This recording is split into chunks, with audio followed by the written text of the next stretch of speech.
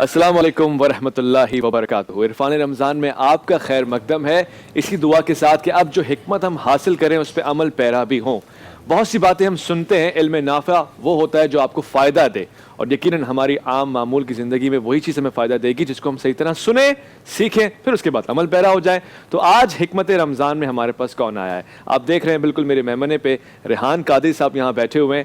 یہ میری مدد بھی کریں گے اور ساتھ ساتھ ہم سب کو بند آنکھوں سے مدینہ منورہ کی زیارت بھی کرائیں گے انشاءاللہ تعالی العزیز۔ علماء کرام میں ہمارے ساتھ جو شخصیات تشریف رکھتی ہیں کسی تعارف کی محتاج نہیں ہے، آپ کی شفقت کا سایہ ہم پہ سلامت رہے۔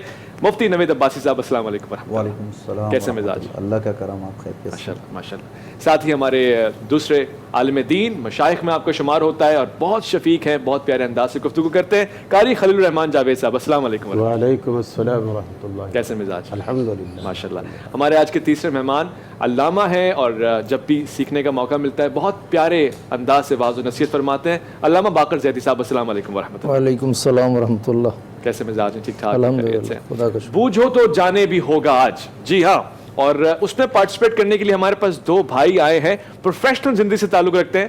آپ کے پاس اگر یہ تاثر ہے کہ صرف طلباء آتے ہیں تو ایسا نہیں ہے، ہر طبقے کی زندگی کے ہر مرحلے سے واسطے سے جڑے ہوئے لوگ ہمارے پاس موجود ہیں۔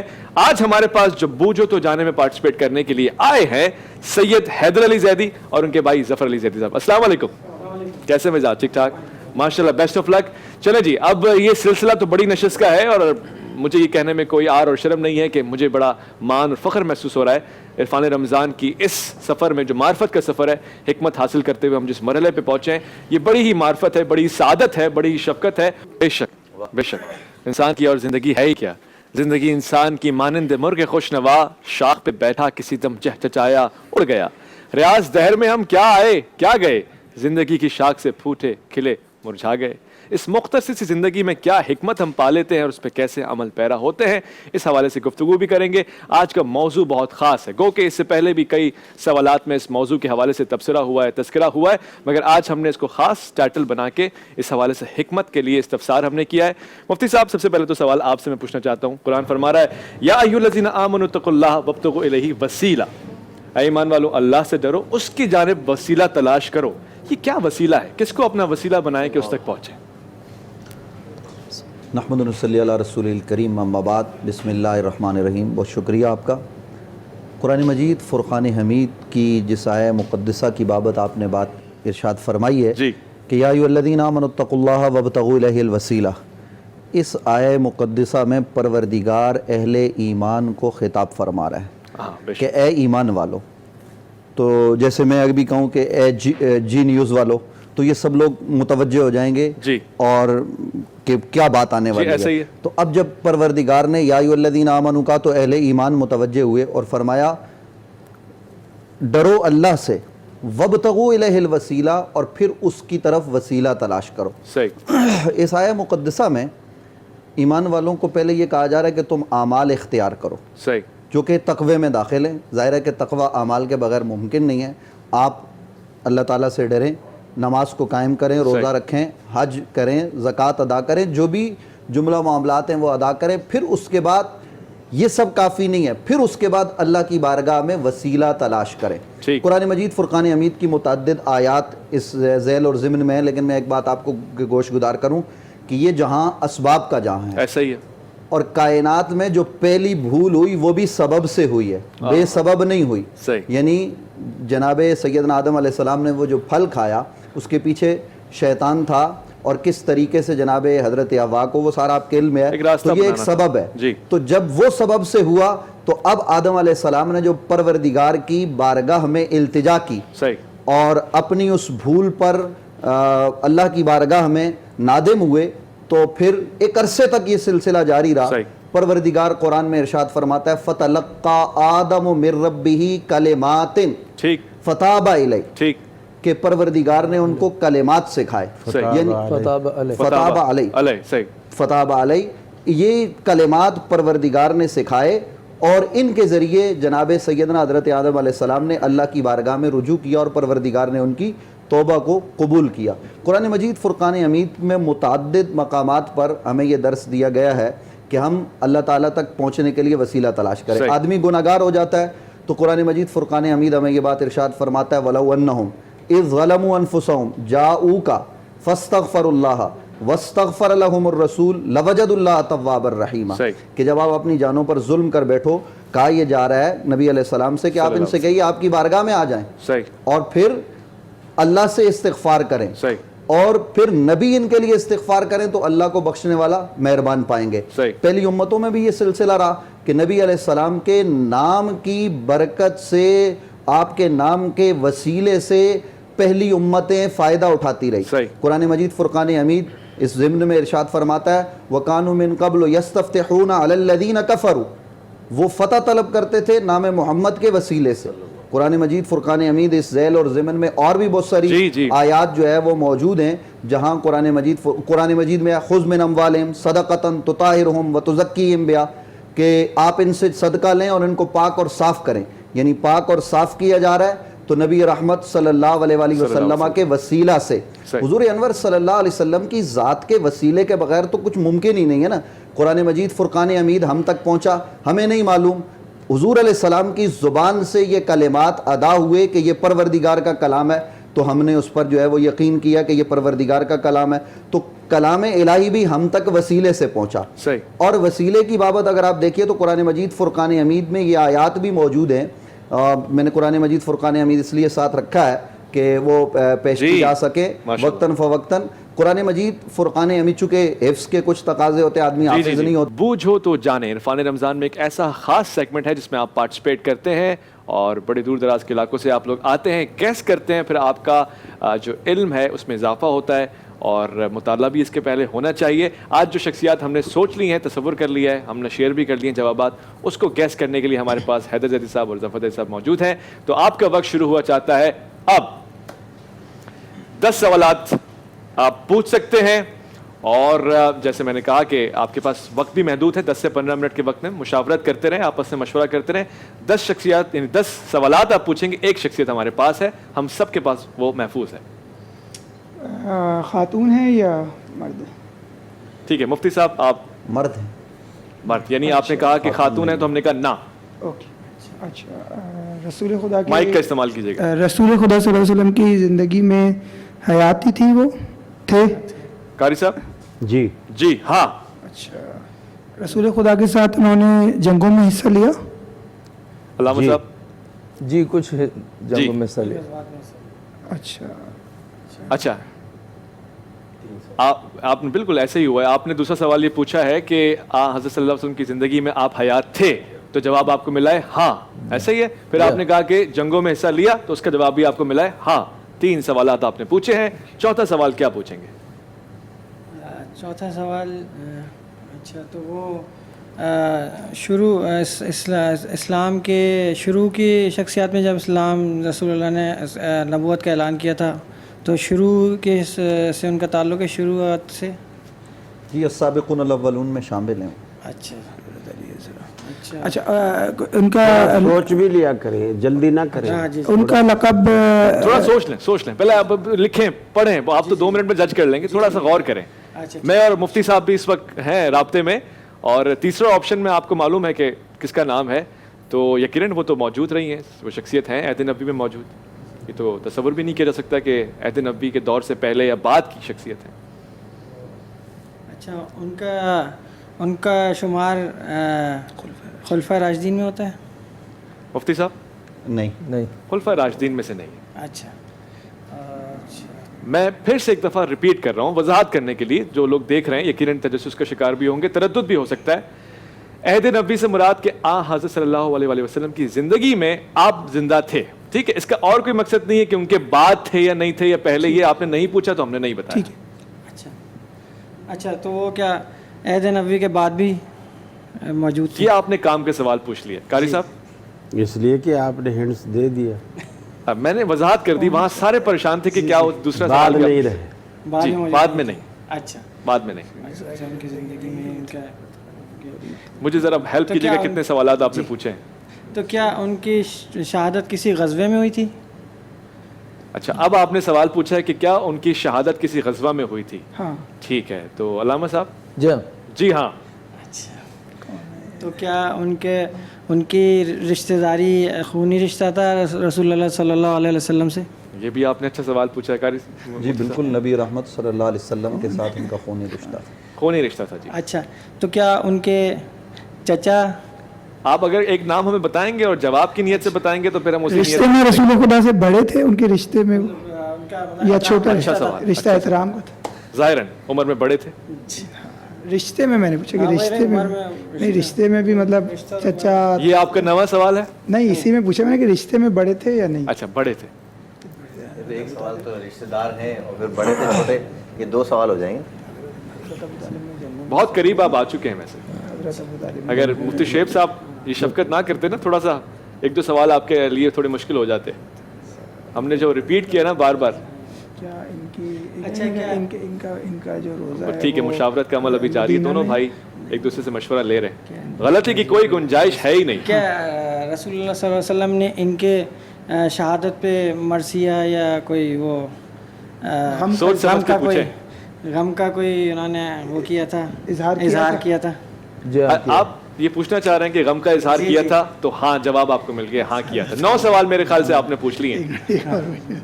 اچھا, ویسے آپ کا تجسس کیا کہتا ہے کہ مطلب جو بھی صحابی ہے ان کی شہادت پہ غم کا اظہار ہوگا, ایسا ہے؟ میں سوال کچھ خصوصی ہوتا ہے نا, اچھا کچھ خصوصی, خصوصی صحیح میں سمجھ رہا ہوں. کچھ شخصیات کے لیے خصوصی. ان کا نام ہے سے شروع ہوتا ہے.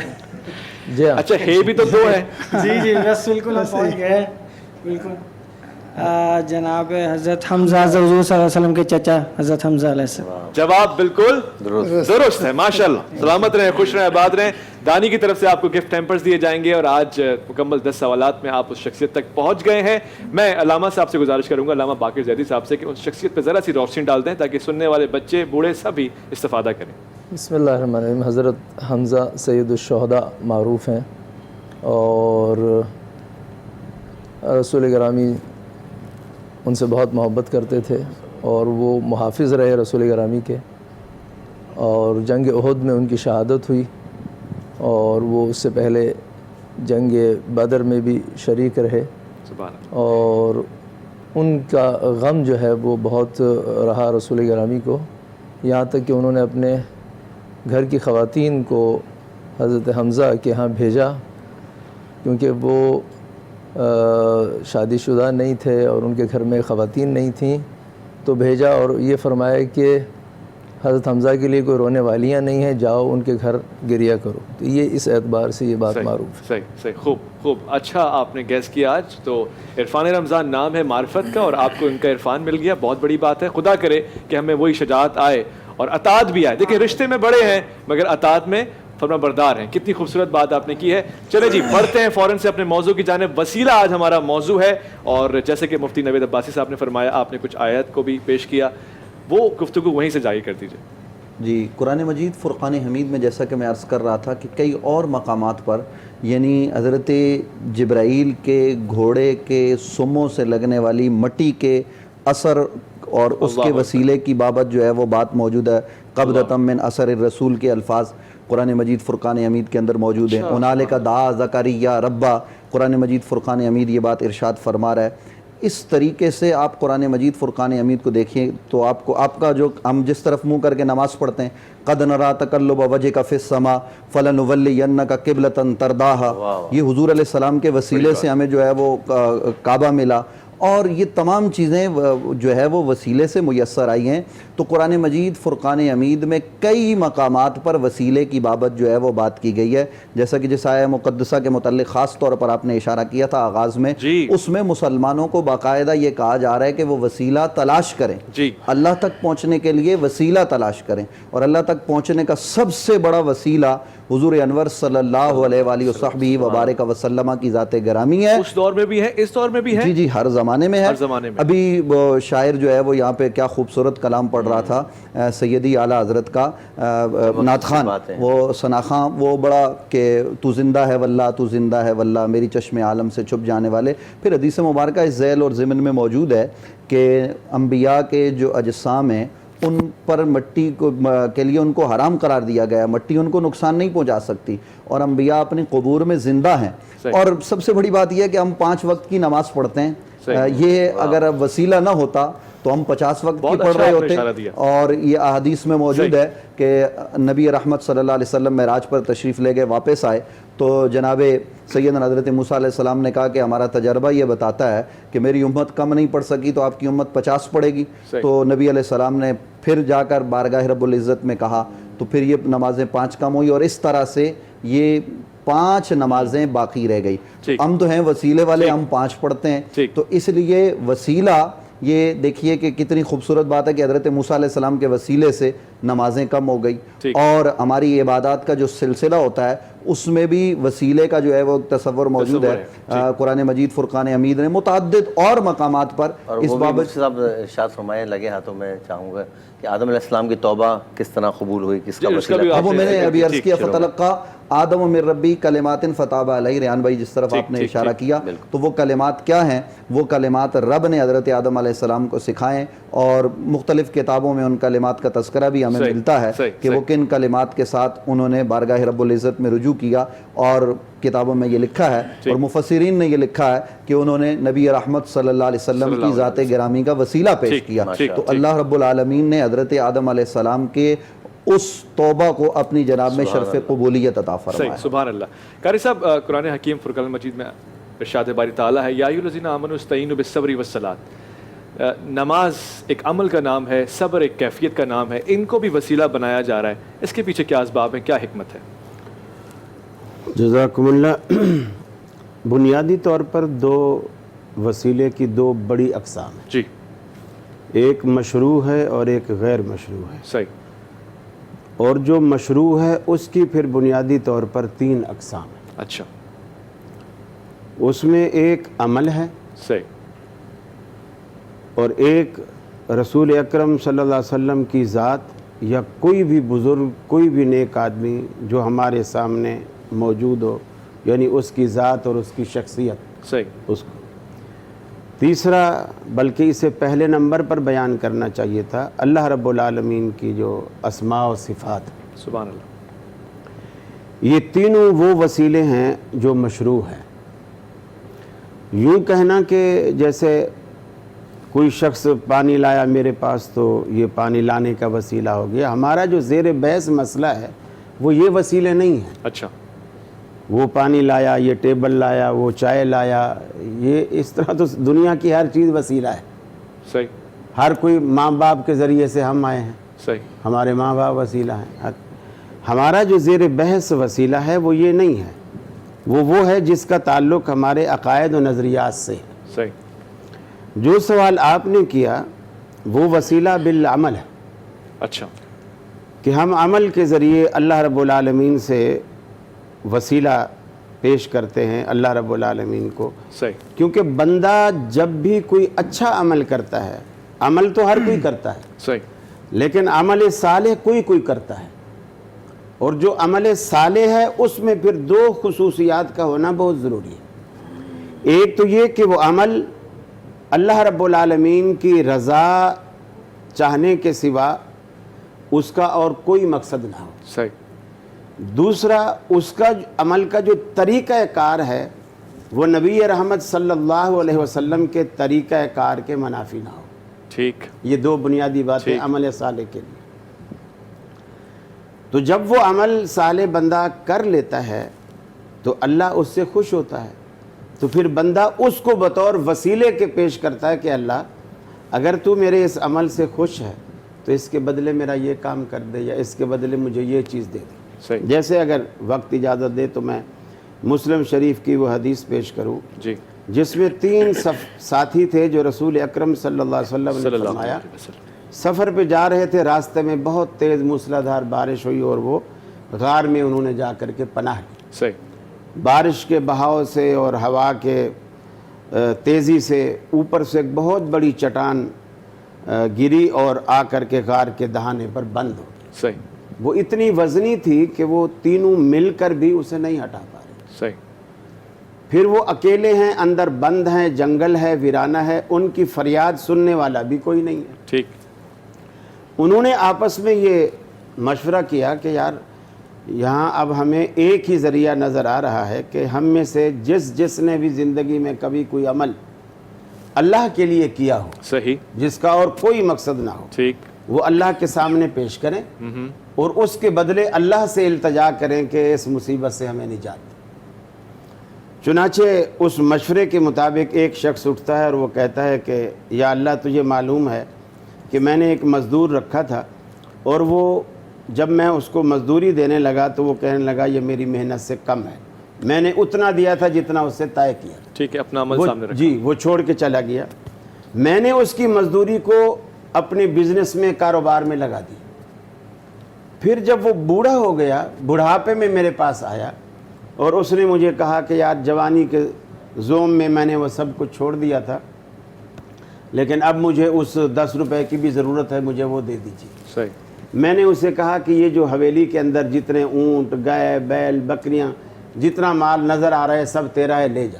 ٹھیک. اس نے کہا اللہ کے بندے تو میرے ساتھ مذاق کرتا ہے. بولے نہیں, میں مذاق نہیں کرتا, یہ میں نے اسی پیسے کو کاروبار میں لگایا تھا اور اسی سے اللہ نے یہ برکت دی ہے, جتنا لے جا سکتا ہے لے جا. صحیح. تو اللہ تو جانتا ہے کہ میں نے یہ کام صرف تیری رضا کے لیے کیا. ٹھیک ٹھیک ٹھیک, مناسب. تو اللہ کے رسول فرماتے ہیں وہ پتھر ہٹا, صحیح, لیکن اتنا ہٹا کہ ابھی وہ نکل نہیں سکتے. ٹھیک. اب یہ دعا عمل کا وسیلہ اتنا طاقتور تھا اور ساتھ میں پلس دعا بھی اس میں شامل ہو گئی کہ وہاں کرین نہیں ہے, بجلی نہیں ہے, کوئی مشین نہیں ہے, کوئی لیبر نہیں ہے, وہ دعا وہ کام کر رہی ہے کہ اتنی بڑی چٹان کو اس کی جگہ سے ہٹا رہی ہے. صحیح. دوسرا اٹھا, اس نے کہا یا اللہ تو جانتا ہے میرے ماں باپ بوڑھے تھے اور میں بکریاں چراتا تھا اور شام کو جب واپس آتا تھا تو میں سب سے پہلے دودھ اپنے ماں باپ کو پلاتا, ٹھیک, یہ بھی اس کا ایک عمل آ گیا. ٹھیک, آ گیا. لیکن ایک دن جو ہے, یعنی مختصر کروں, ہاں مختصر کر دیں, شفقت ہو جائے. پہلے پہ تو آپ نے نہیں کہا, میری دفعہ میں نہیں, اتنا لمبا قصہ نہیں تھا. میری دفعہ میں وقت ہی, دیکھو اللہ کے نبی کی حدیث میں جو برکات ہیں, جی جی, ابھی تو تبرک پہ بھی بات ہو رہی ہے. اچھا ماشاءاللہ. تو جب ہم وہ برکات ہی, اس کے لیے ہمارے پاس وقت نہیں ہوگا, وقت ہم دامن وقت تو میں ہمارا, مگر سب کے پاس برکات ہے نا, ہمارا یہ پروگرام جو ہے نا پھر وہ برکتوں سے خالی ہے. چلیں آپ جاری رکھیں, میں جزاک اللہ, اللہ خوش رکھے آپ کو.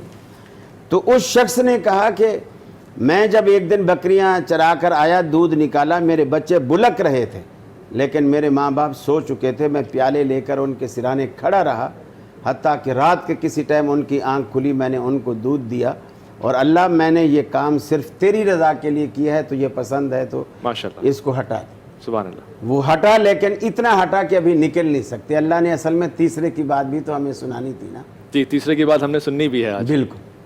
تو تیسرا شخص کہنے لگا مجھے اس کے چچا کی بیٹی ہے, وہ اسے بہت محبوب تھی, پسند. قحط سالی آئی, بھوک اور افلاس میں وہ پھنس گئی, مجبور ہو گئی, لیکن عصمت فروش نہیں تھی.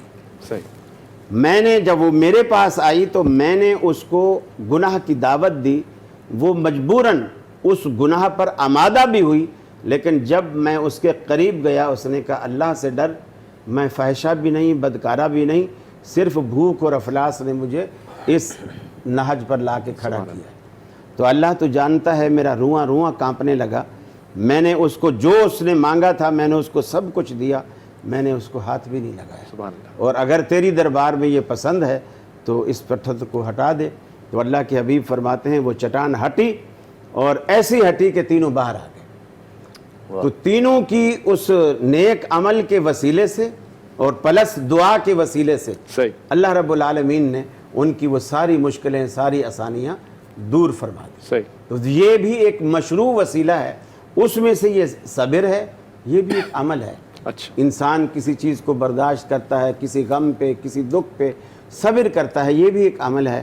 اور اسی طرح نماز ہے, یہ بھی ایک عمل ہے اور صالح عمل ہے.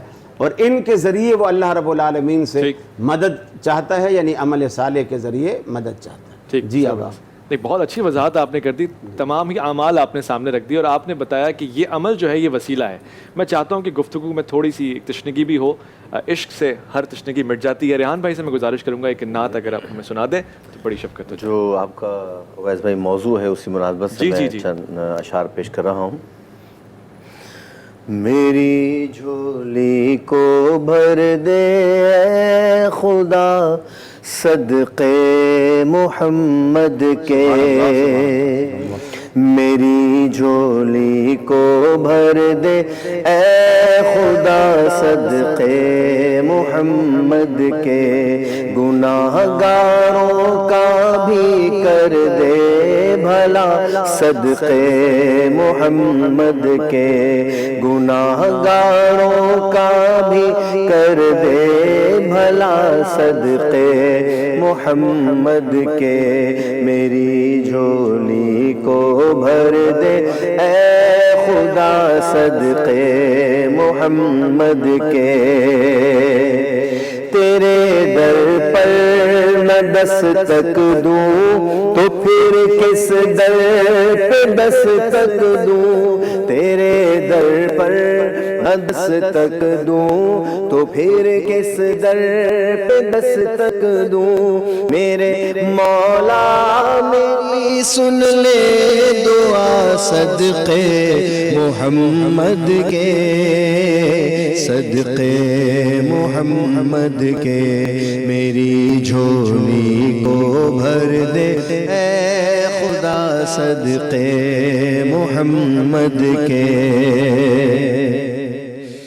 میرا گلشن ہوا صحرا خزاں کا ہوا ڈیرا، میرا گلشن ہوا صحرا خزاں کا ہوا ڈیرا، میرے گلشن کو بھی کر دے ہرا صدقے محمد کے، صدقے محمد کے، میری جھولی کو بھر دے اے خدا صدقے محمد کے، ریاض الجنہ میں دو نفل پڑھنے کی سعادت دے، ریاض الجنہ میں دو نفل پڑھنے کی سعادت دے، منور پر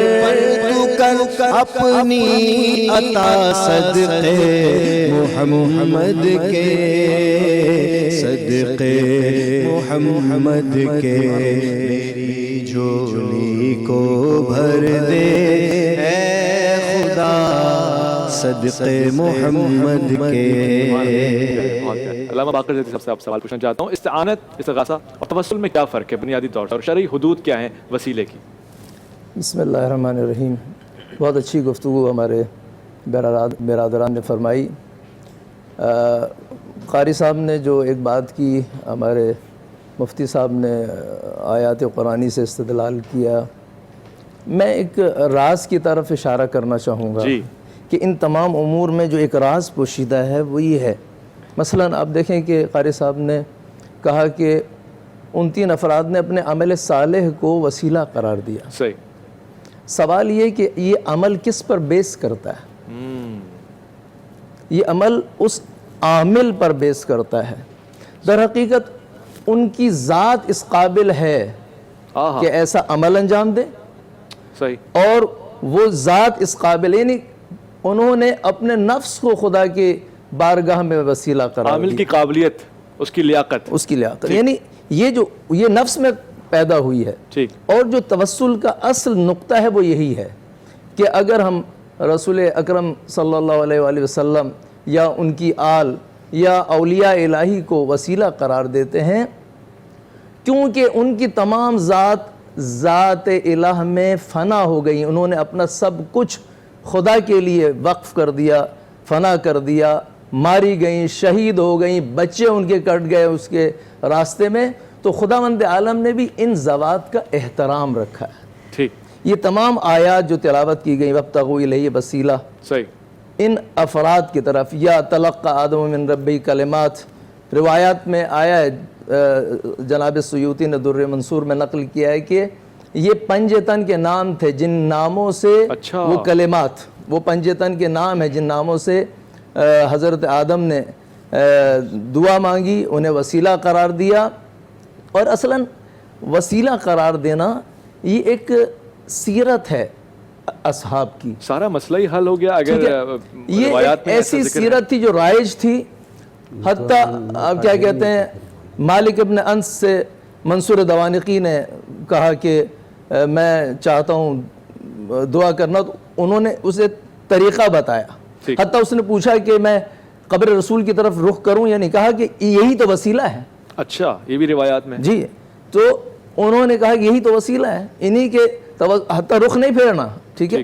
یہ میں بتا رہا ہوں اس لیے کہ یہ ایک ثقافت رائج تھی، یہاں تک کہ 8ویں یا 9ویں قرن میں جا کر ابن تیمیہ نے کچھ ایسی باتیں نقل کی کہ ان کے ذریعے جو ہے وہ بعض چیزیں مشکوک ہو گئیں، لیکن ذات انبیاء سے توسل کرنا یہ طے شدہ بات ہے، اس میں کوئی حرج نہیں، یہ عین توحید ہے، عین توحید ہے جی، اس لیے کہ خدا نے انہیں یہ مقام دیا ہے۔ ٹھیک ٹھیک، اگر غیر خدا کوئی مقام دے تو کوئی مسئلہ ہے، وہ ان کی ذات میں یہ صلاحیت اس کردار کی وجہ سے پیدا ہوئی۔ مثلا میں آپ عرض کروں کہ امام حسین علیہ السلام آخری وقت میں جب ملنے آئے ہیں امام زین العابدین علیہ السلام سے، تو آپ نے انہیں ایک دعا تعلیم کی ہے، اس دعا کا پہلا لفظ ہے بحق یاسین والقرآن الحکیم، بحق یاسین والقرآن الحکیم، یعنی جب بھی اے میرے فرزند اس سفر میں، بڑا کٹھن سفر ہے، کہیں پر بھی مشکل پیش آئے، یہ دعا ہے، اس کے ذریعے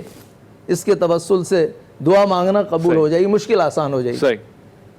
تو اس راز کو ہمیں پہچاننے کی ضرورت ہے۔ میں کچھ روایات بھی اگر چاہیں تو میں لے کے آیا ہوں کہ جس میں رسول گرامی کی ذات سے خود رسول گرامی نے جو ہے وہ سکھایا کہ میری ذات سے کیسے توسل کیا ہے۔ اچھا، خود سکھا رہے ہیں کہ مجھ سے کیسے توسل کیا جائے۔ ٹھیک، یہ روایت ہے جو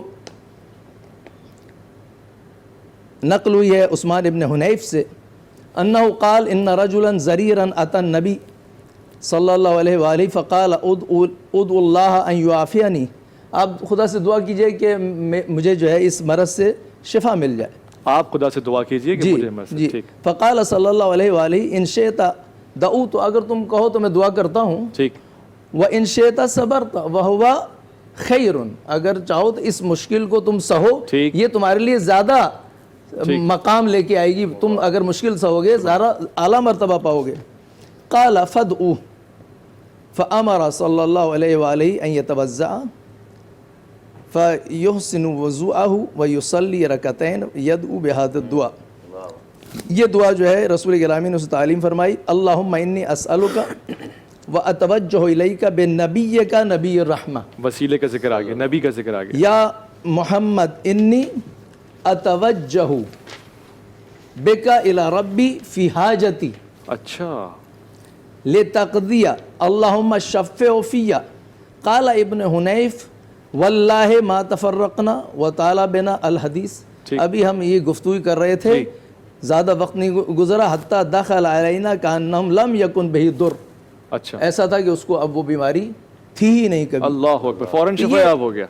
جی ہاں، یہ روایت جو ہے اس کی سند پر بھی گفتگو کی ہے علماء نے، اور قال الترمذی ھذا حدیث حق حسن صحیح، ماشاءاللہ، قال ابن ماجہ ھذا حدیث صحیح، ماشاءاللہ، قال رفاعی لا شک ان حدیث صحیح و مشہور۔ اسی طرح سے یہ جو یعنی آپ دیکھیں کہ یہ روایت جو ہے مسند احمد میں آئی ہے، صحیح، صحیح ترمذی میں آئی ہے، صحیح، مستدرک الصحیحین للحاکم النشاپوری میں آئی ہے، اچھا، یہ معجم الکبیر للطبرانی میں آئی ہے۔ تو یہ جو ایک واقعہ ہے، اسی طرح سے بہت واقعات ہیں، ٹھیک ٹھیک، ان واقعات میں سے ایک واقعہ یہ ہے کہ جب جناب فاطمہ بنت اسد کا انتقال ہوا تو رسول گرامی نے اپنی جو قمیص ہے انہیں کفن کے طور پہ پہنائی، سبحان اللہ، خود ان کی قبر میں لیٹے، خود آخری حصے کی قبر کو خود اپنے ہاتھوں سے صاف کیا اور کھودا، لحد کو بنایا، صحیح، ٹھیک ہے، اس کے بعد آپ نے دعا کی ہے، سبحان اللہ، اور وسیلہ قرار دیا ہے اپنی ذات کو اور انبیاء کی ذات کو۔ صحیح، تو یہ ایک مسلمہ امر تھا۔ مسئلہ یہ ہے کہ دیکھیے مقام اور منزلت، اس میں موت اور حیات شرط نہیں ہے۔ ٹھیک ٹھیک، مقام رسول دنیا سے جانے کے بعد بھی وہی ہے جیسا کہ دنیا میں تھا۔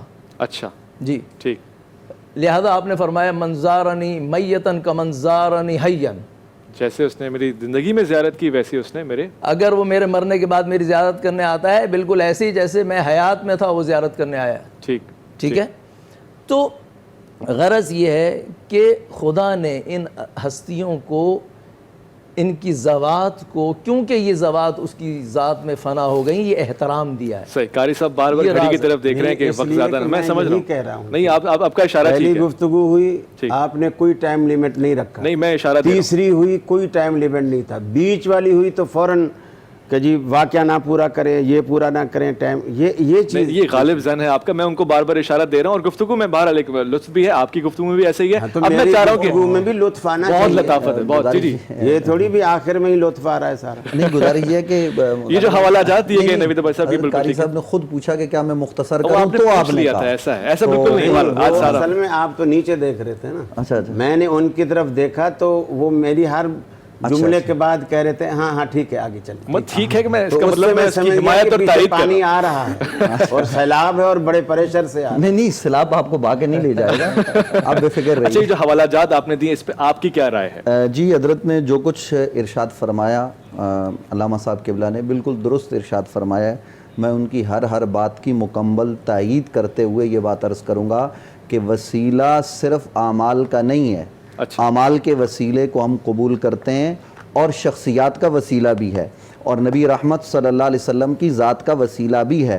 اور میں نے پہلے قرآن مجید کی جس آیت کو آپ نے پیش کیا تھا یا ایھا الذین آمنوا اتقوا اللہ, تو اتقوا اللہ کیا ہے؟ اللہ سے ڈرنا کیا ہے؟ جو اللہ نے حلال کیا اس کو قبول کرو, جو حرام کیا اس سے بچ جاؤ, جو عبادت رب نے فرض کی اس کو اختیار کرو. تو یہ تو اتقوا اللہ میں آ گیا. اب وابتغوا الیہ الوسیلہ, یہ وسیلہ کیا ہے؟ اب ظاہر ہے کہ اس پر مفسرین نے اپنی رائے کا اظہار کیا ہے اور بہت سا کلام ہوا ہے. تو یہ اللہ سب سے بڑا وسیلہ میں نے آپ کے گوش گزار کیا کہ نبی رحمت صلی اللہ علیہ وسلم کی ذات ہے. اور حضور علیہ السلام کا وسیلہ پہلوں کے لیے بھی ہے اور آخر والوں کے لیے بھی ہے.